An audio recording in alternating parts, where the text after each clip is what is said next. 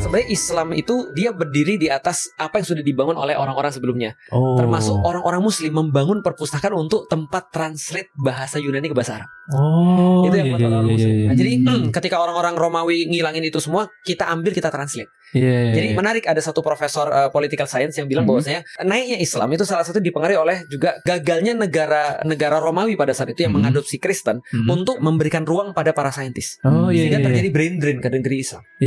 Karena di sana digaji, dibayar cukup. Betul. Katanya kita ambil buku-bukunya, kita terjemahkan, lalu kemudian kita bangun teori dari sana dan seterusnya. Artinya tidak menjadi masalah ketika orang Muslim mengagumi atau mengambil pemikiran Aristoteles, Socrates, segala macam, nggak ada masalah. Karena kita memang mengambil itu untuk naikin ke atasnya. Berarti emang Yunani dulu berarti ya? Yunani setauku, Yunani dulu. Emang apa menarik ya kalau misalnya kita belajar sejarah Islam itu ya. Salah satu yang menarik juga nih soalnya kan tentang makhluk-makhluk mitologi Islam.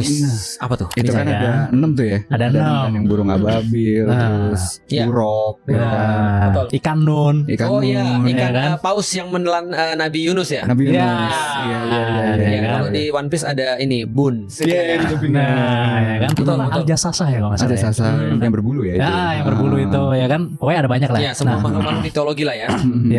Nah, apa pertanyaannya? Sebenarnya makhluk-makhluk ini kemana? Apakah memang dulu ada atau sebenarnya tidak ada atau dulu pernah ada lalu sekarang udah nggak ada? Ya, pertama-tama panduan ketika kita membahas sesuatu yang goib ya. Karena kalau kita bicara mitologi kan berarti yang goib ya. Ini goib berarti ya? Goib. Bukan makhluk nyata berarti ya? Bukan makhluk nyata. Goib itu tidak terlihat sebenarnya, tidak diketahui. Nah, perkara-perkara goib, formulanya di dalam Islam adalah kita harus rely on reference.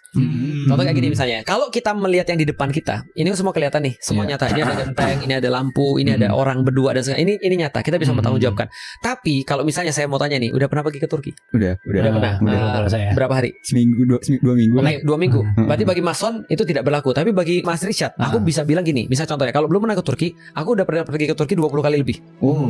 Berarti kalau mau tahu tentang referensi Turki, tanya ke aku bisa nyambung. Bagi Mas Richard itu goib dan harus nilai pada referensiku.